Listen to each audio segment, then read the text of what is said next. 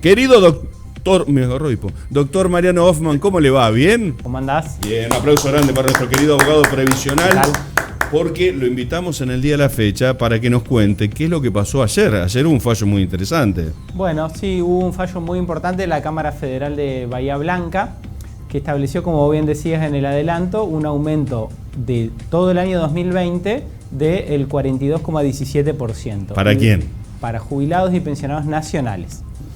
¿Qué es lo que ocurre y de dónde surge este fallo? Como vos recordarás, estuvo en vigencia durante el año 2020 un decreto de necesidad de urgencia que suspendía el pago de las movilidades que había establecido la ley de movilidad de Mauricio Macri, ¿no?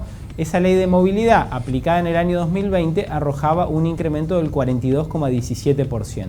Sin embargo, por los aumentos que se dieron por decreto durante el año pasado, los aumentos oscilaron entre el 26 y el 34%. Es decir, que estamos hablando de prácticamente un 18% en el peor de los casos, por debajo de lo que le hubiese correspondido a los jubilados si se hubiese aplicado la ley. Este fallo, que ya es de segunda instancia, establece que el ANSES debe integrar la diferencia que le falta a los jubilados para completar el aumento que le hubiese correspondido por la ley de movilidad. Y es un fallo muy interesante que se emparenta con un fallo que salió hace un par de meses en la Cámara Federal de Paraná, con la diferencia que el fallo de la Cámara Federal de Paraná establecía la inconstitucionalidad de los aumentos por decreto y por lo tanto la vigencia de la ley de movilidad que había estado suspendida. Este fallo llega al mismo resultado pero por otro camino. Este fallo habla de que la suspensión de la movilidad fue legal, fue constitucional durante la situación de emergencia del año 2020,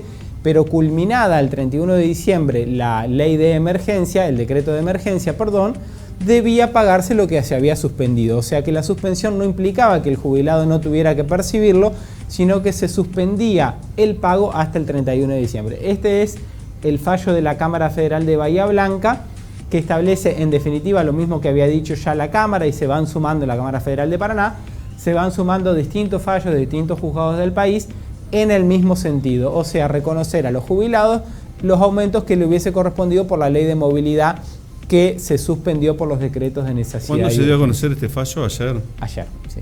¿Y lo firmó el Tribunal de Bahía Blanca cuándo? Antes de ayer, suponete. Sí, no tengo la fecha del fallo, es Martínez contra ANSES, pero... Estoy elucubrando locuras, como siempre locuro yo, ¿no es cierto? Por eso le pregunto. Pero sé que muchas veces los jueces actúan por temperamento, o contexto, o impulso, vamos a decir, del momento. No deberían, pero bueno, no dejan de ser seres humanos. Y creo que varios jueces, luego de observar la necesidad extrema que hay en el país, la falta de actualización del sistema de jubilados, 25.000 pesos la mínima, y por ahí cuando ven en los titulares incremento de un 40% para uno, esto, lo otro, los sectores que están más privilegiados, me da la sensación de que aparecen en esa instancia este tipo de fallos que venían siendo, no te digo guardados, pero que no habían salido, sí, postergados. Me da esa sensación, ¿no? Ser, que en el contexto de, ¿sabes qué? Antes que se la lleven, vamos a darle a la gente lo que le corresponde.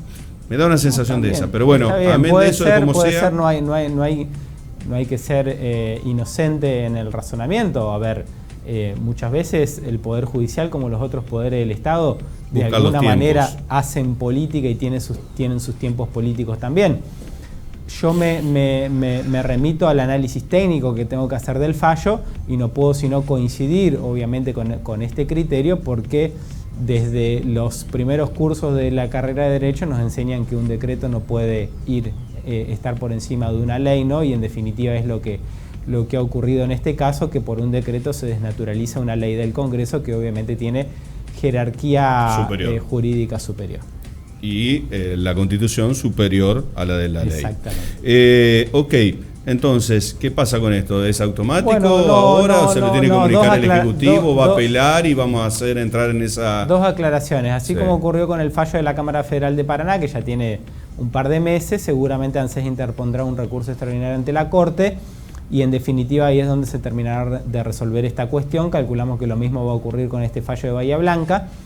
Así que bueno, eso por un lado, esperar la confirmación de la Corte, y por el otro lado, la aplicación es, siempre lo decimos y lo aclaramos, para el caso concreto. Los fallos no tienen lo que se dice una vigencia erga omnes, o sea, no se aplica a todos los jubilados y pensionados, sino al que lo reclama, al que hace el trámite en particular. Así que eventualmente los que se consideren con derecho a este aumento deberán hacer la presentación, pero también aconsejamos premura, cautela y esperar la confirmación del fallo de la Corte, ¿no? Está bien, pero vos le estás hablando a los jubilados nacionales que te están mirando.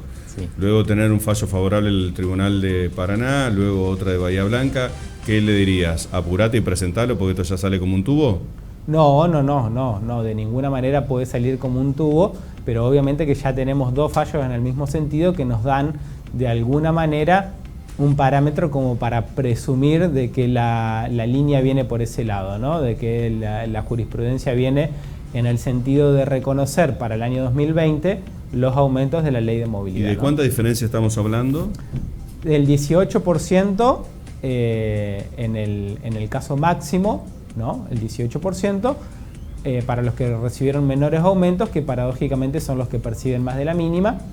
Y ahí la escala va disminuyendo hasta si no me equivoco, un 12% en el... Entre un 12 y un 18. Entre un 12 y un 18. 12 para los más acomodados, vamos a decirlo, entre comillas. Los de mayor ingreso, un 18 para los de menor ingreso. Al revés. Al revés. Al revés. 18 para los de mayor ingreso. Exactamente, porque los de mayores ingresos recibieron aumentos inferiores. Ok. Ayer también se dio a conocer un proyecto de ley para reconocerle aportes a las madres. Sí, esto se enmarca en la problemática que ocurre en la mayoría de los casos de las mujeres que llegan a la edad jubilatoria, 60 años, y no pueden completar los aportes, ni siquiera con las moratorias que se encuentran vigentes, y se da en los casos de mujeres que tienen entre 59 y 64 años. Así no hayan hecho aportes, no pueden con las moratorias vigentes completar los 30 años que le exige la ley.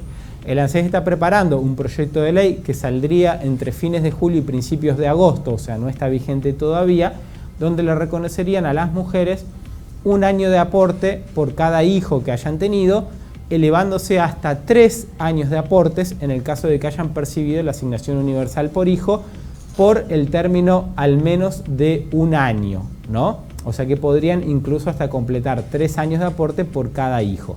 El problema que se da es que solamente el 11% de las mujeres que llegan a la edad jubilatoria tienen los 30 años efectuados de aportes.